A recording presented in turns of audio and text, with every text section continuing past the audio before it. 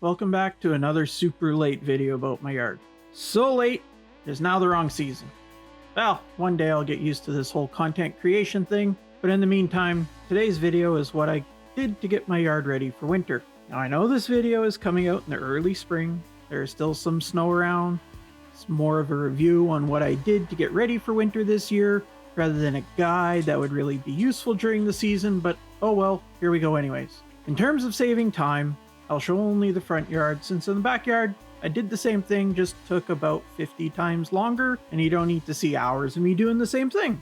To start out, I saw that the lawn was looking nice and thick and lush, which is great. However, it's getting to be too thick, and this can lead to water and nutrients having an issue reaching the soil, and possibly causing an environment that could cause diseases to start. So I took my new Sunjoe with the Scarifier attachment, thanks again to Reds for this fabulous new tool, and did a pretty good pass on the lawn.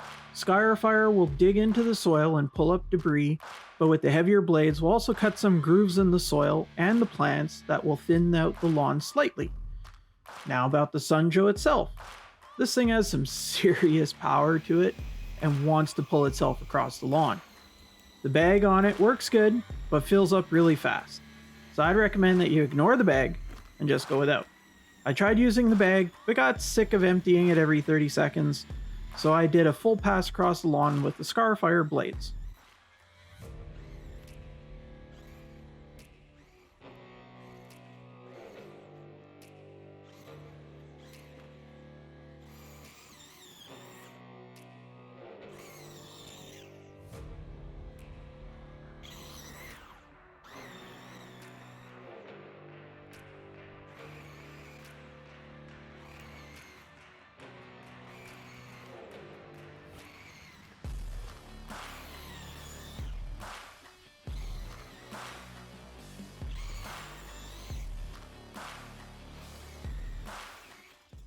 Now to clean up after, you could rake up the debris from the Scarifier.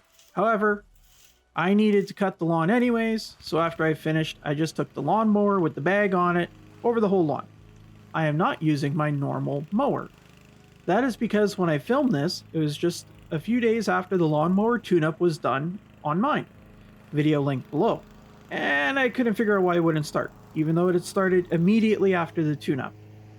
Luckily, a friend of mine, Andrew, had his mower stored in my garage right now, so he let me use his, which also allowed me to get it prepped for winter storage afterwards anyways. So I just used the mower to pick up the debris and also to give the lawn a close cut for the winter. I came to realize afterwards the reason my mower wouldn't start was because I didn't gap the spark plug properly. After I gapped the spark plug properly, then my mower worked perfectly. That was after I finished the lawn though. In the meantime, I was still unawares why my mower wasn't working and was using my friend Andrew's mower to finish picking up the debris and to cut the lawn. Once that was done, I brought out the spreader and put a layer of Scott's Fall Lawn Fertilizer on the lawn.